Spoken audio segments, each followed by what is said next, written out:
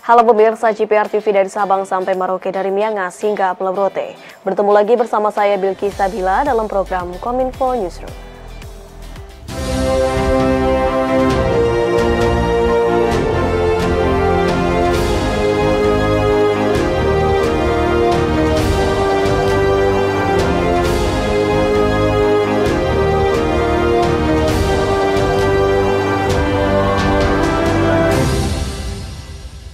Inilah Kominfo Newsroom selengkapnya. Pemirsa, Menteri Luar Negeri Retno Marsudi menyatakan persiapan penyelenggaraan konferensi tingkat tinggi ke-42 ASEAN yang akan digelar di Labuan Bajo baik substansi maupun non-substansi sudah berada di jalur yang tepat.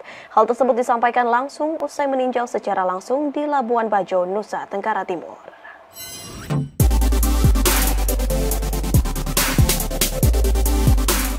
Presiden Republik Indonesia Joko Widodo dan Menteri Luar Negeri Republik Indonesia Retno Marsudi mengecek persiapan akhir KTT ke-42 ASEAN yang akan digelar di Labuan Bajo pada 10 hingga 11 Mei 2023. Menlu Retno mengatakan, persiapan KTT ASEAN di Labuan Bajo sudah berada di jalur yang tepat atau on the right track. Dalam keterangan Menlu juga mengungkapkan, Presiden mengecek secara detail venue pertemuan baik untuk KTT dalam bentuk plenary, retreat, dan pertemuan-pertemuan yang lainnya. Selain tempat pertemuan, Jokowi dan Retno juga mengecek Bandara Komodo. Pihak pengelola bandara sudah menyiapkan 2 jalur, yaitu jalur kedatangan internasional dan kedatangan domestik untuk penyelenggaraan KTT ASEAN. Semua pertemuan dilakukan di satu titik dan Bapak Presiden sudah memeriksa secara keseluruhan.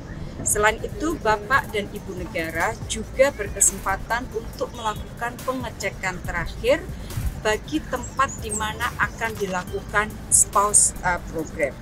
Persiapan bandara akan terus dilakukan, termasuk tanda-tanda untuk penyelenggaraan KTT ASEAN. Jadi sekali lagi, pengecekan dilakukan secara detail. Selain itu, Presiden Joko Widodo dan Menlu Retno juga mengecek kesiapan hotel yang akan menjadi tempat penginapan pemimpin negara. Presiden Republik Indonesia menegaskan pentingnya hospitality agar tamu negara yang hadir dapat merasa nyaman. Jadi secara singkat, semua persiapan baik substansi maupun non-substansi kita lakukan pengecekan pada hari ini secara detail langsung oleh Bapak Presiden. Dan per hari ini kita dapat sampaikan bahwa semua persiapan on the right track. Jadi bismillah, mudah-mudahan gawe besar kita sebagai ketua ASEAN dengan penyelenggaraan KTT ke-42 ASEAN dapat berjalan dengan lancar. Sementara itu pemirsa, sebanyak 538 WNI telah berhasil dievakuasi dari kota Port Sudan. Menteri Luar Negeri Retno Marsudi menyebut pihaknya akan terus berkomunikasi dengan otoritas di Saudi untuk memastikan bahwa proses lanjutan berjalan dengan lancar.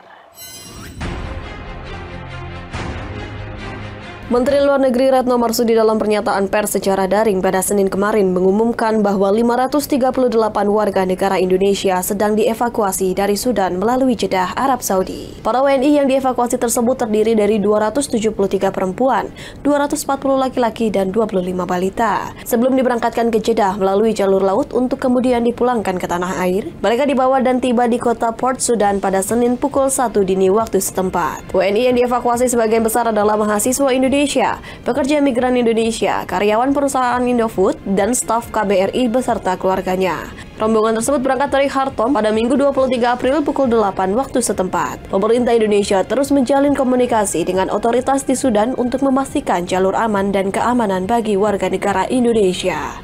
Dubes Republik Indonesia di Arab Saudi dan Konjen RI di Jeddah juga melakukan komunikasi dengan otoritas di Saudi untuk memastikan proses lanjutan berjalan lancar. Lebih lanjut, Menlu Republik Indonesia Retno menjelaskan bahwa tim kecil perbantuan untuk evakuasi juga telah bergerak, baik dari Jakarta yang dipimpin oleh Direktur Pelindungan WNI dan Badan Hukum Indonesia Kementerian Luar Negeri, maupun dari tim perbantuan dari Riyadh dan Jeddah. Saat ini, 538 WNI tersebut sedang beristirahat di rumah persinggahan di Port Sudan sebelum keberangkatan menuju Jeddah melalui jalur laut.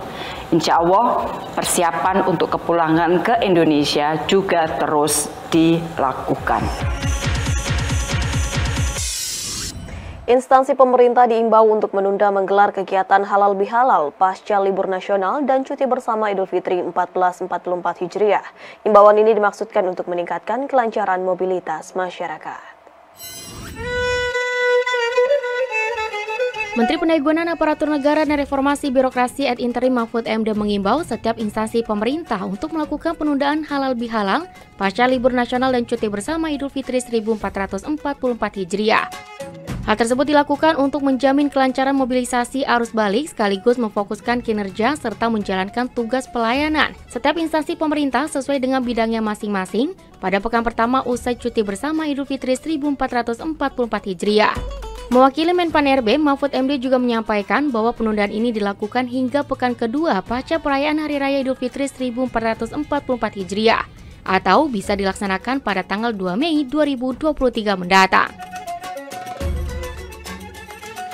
Selain itu, Menko Polhukam juga meminta Kementerian BUMN berkenan menindaklanjuti himbauan ini kepada lingkungan dunia usaha di bawahnya.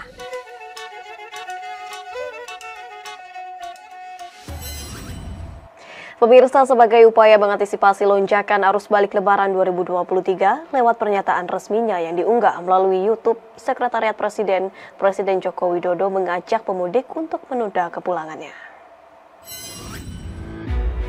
Presiden Joko Widodo meminta pemudik yang akan kembali ke kota tujuannya untuk menunda kepulangannya setelah 26 April 2023. Penundaan ini untuk menghindari puncak arus balik yang diprediksi terjadi pada tanggal 25 dan 26 April 2023. Imbauan tersebut ditujukan Presiden bagi masyarakat yang tidak memiliki keperluan mendesak untuk pulang cepat.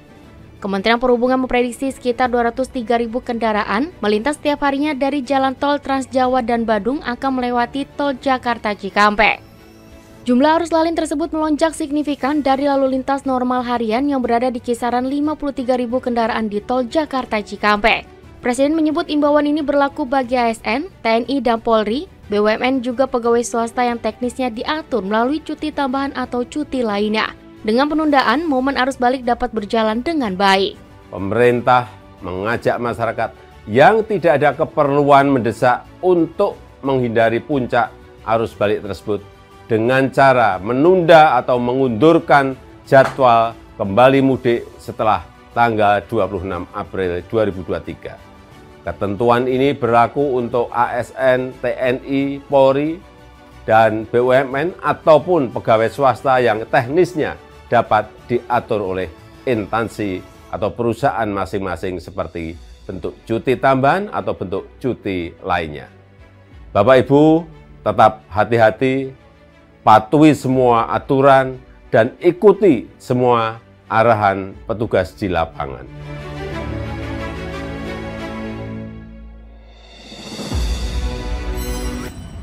Pemirsa, usai jeda kami akan kembali dengan informasi lainnya. Tetaplah bersama kami dalam Kominfo Newsroom.